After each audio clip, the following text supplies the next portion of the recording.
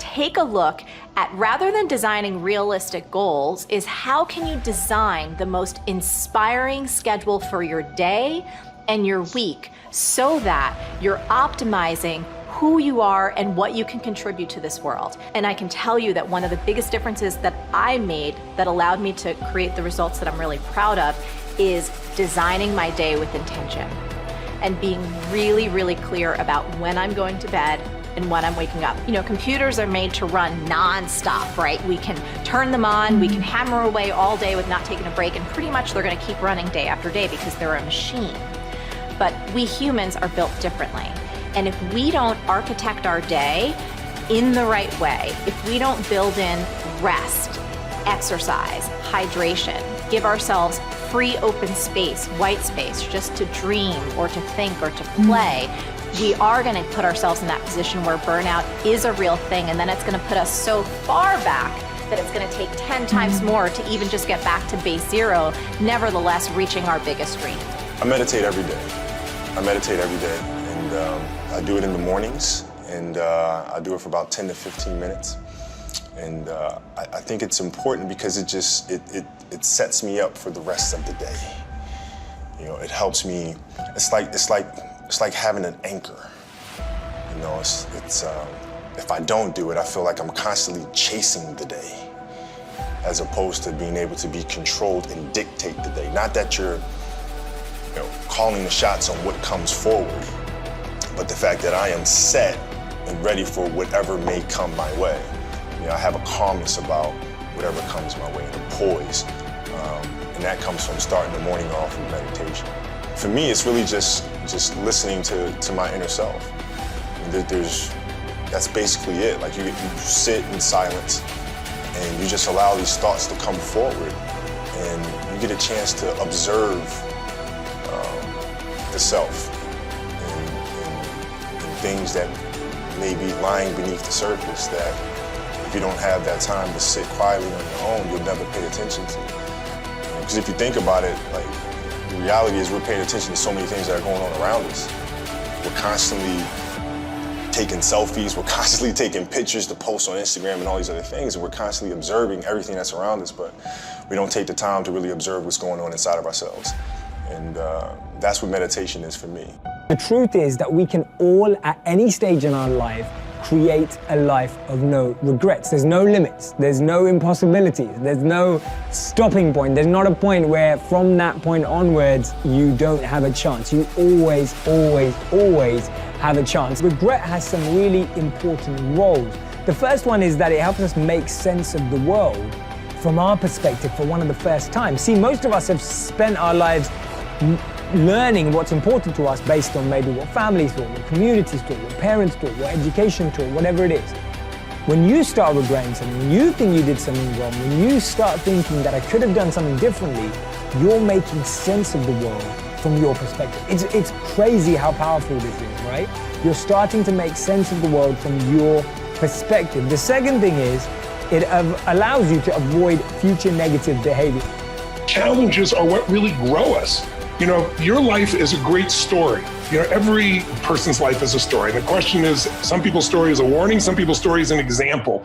Right now, you're an example that's growing and expanding, and you have a chance to have this be the most incredible life. But it won't be a life without challenge. And the challenges we're facing right now give you an opportunity to grow like very few generations. You know, I'm sure you've heard of the Great Generation, the World War II generation.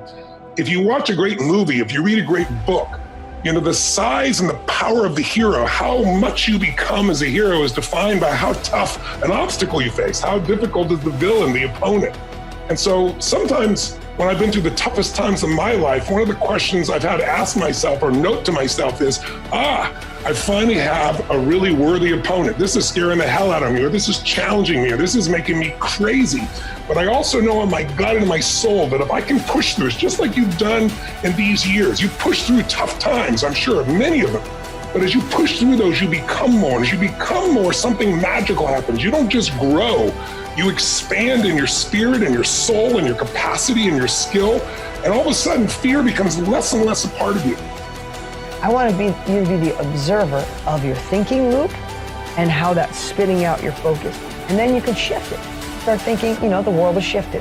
I have new opportunities. I have new capabilities. I'm alive. I've navigated the world. I have family, friends, husband, wife, kids. Like, shift that up. I am resilient. I am resourceful.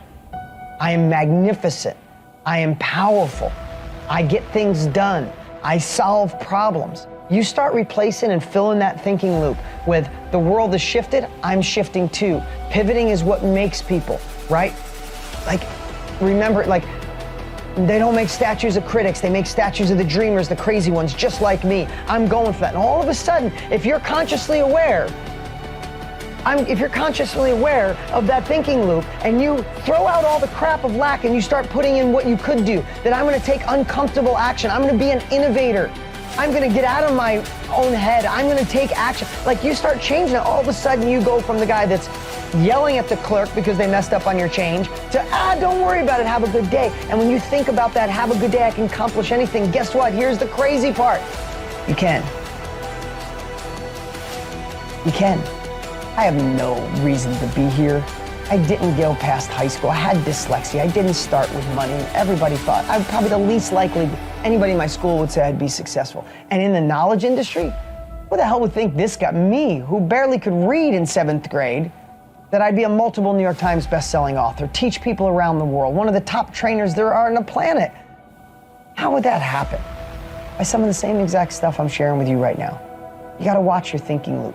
You gotta watch your focus. And then you gotta get crystal clear clarity.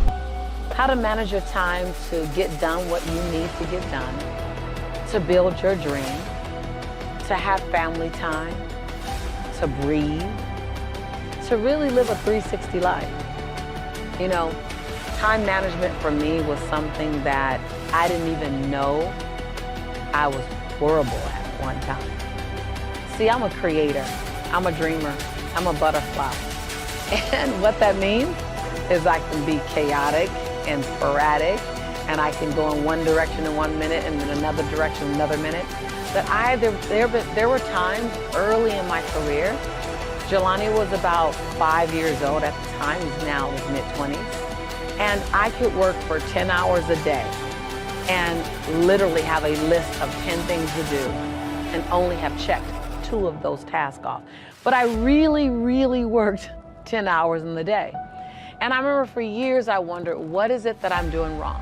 What is it that I'm not doing? Why do I feel overwhelmed? Why do I constantly feel as if I don't have enough time? Do you know that it takes literally as much energy to remain in overwhelm as it does to get organized and manage your time? I know that sounds crazy.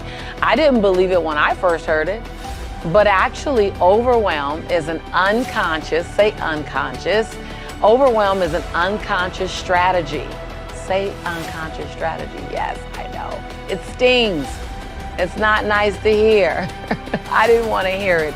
I resisted it when I first heard it. And yet the truth is that it actually does take as much energy to keep making up the plan versus making a plan and staying in it.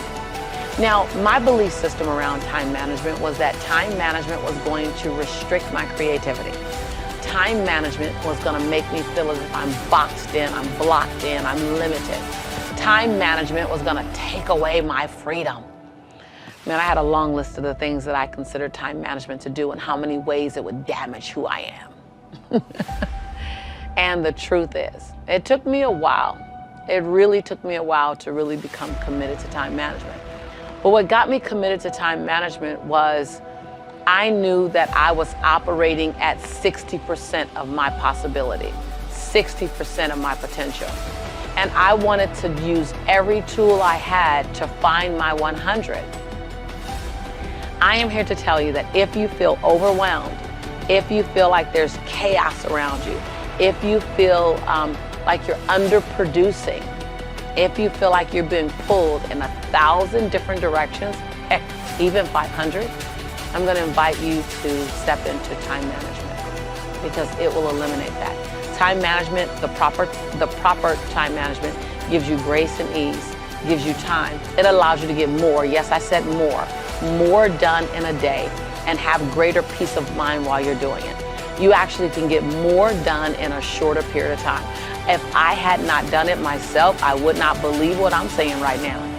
But I'm here to tell you, you effectively implement time management, you will actually have more freedom, more structure, more peace of mind, more joy. And get this, it'll feel as if you have more time.